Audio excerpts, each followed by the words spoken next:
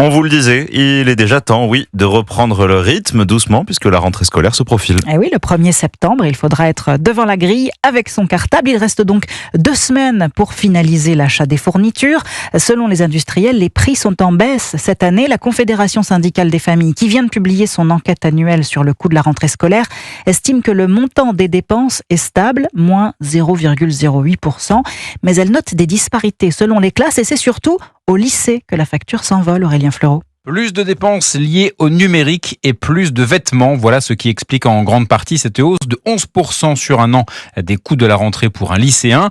Pour les élèves du primaire, c'est plus 4% notamment en raison de l'inflation du prix de la pâte à papier. Cahiers, feuilles et agendas voient leurs tarifs grimper de 3%. En revanche, baisse spectaculaire chez les collégiens, moins 23% sur un an.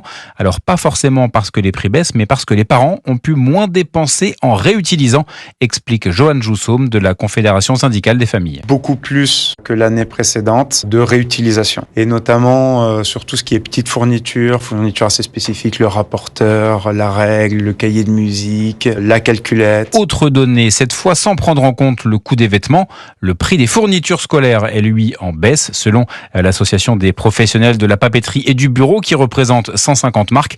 C'est moins 3,4% dans les grandes surfaces et même moins 6,2% dans les magasins spécialisés.